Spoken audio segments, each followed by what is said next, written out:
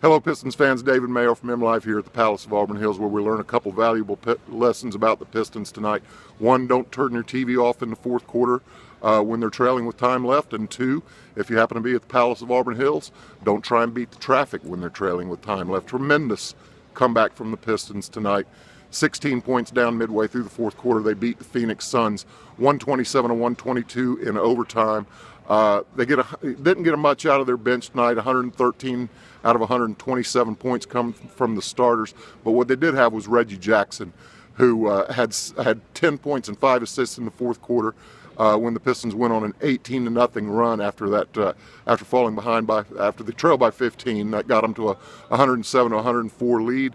And then of all things, after some back and forth exchanges with Phoenix, they get 2 game-tying, overtime-forcing free throws from Andre Drummond, of all people, with 14 seconds left to get this game into a position where they could pull away with an early overtime run. What really stands out tonight is the resolve to stick with it.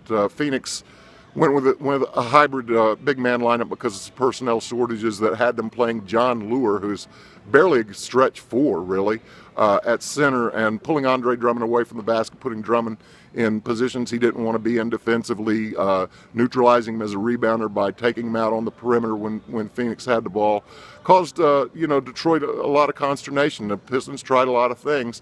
None of them worked very well. As Lure and Mirza Teletovic had pretty good days against the Pistons, outmatched big men. But again, the resolve came through. Marcus Morris was big for the Pistons, 24 points and a career-high 14 rebounds, his second big game of the season against the Suns. Ersan Ilyasova had a big game, even though he struggled a little bit with his shot late in regulation when he had some chances to put the game away. And I mean, you look back at Reggie Jackson hit a shot from just a step inside half court to end the first half. Without that shot, the Pistons don't get this game to overtime. So a lot of things add up to a game like this, but at the end of the day, what you take away is just the resolve and the desire to win, which you can't teach a team to want to win.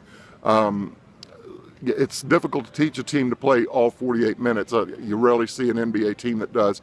But when it gets to those final 12, and even when things haven't gone well, it takes a little bit of a different character in a team to turn it up when things don't look good, and yet there's a game to be had. And the Pistons did that tonight, gave them a real rallying point victory here at home, not unlike the win that they had at Portland earlier this year. This is a team that's shown a lot of mettle, and now they're 10-9, 6-2 at home. Could be a team going places. The next place they go is right back here Friday night to play the Milwaukee Bucks. I'll see you then.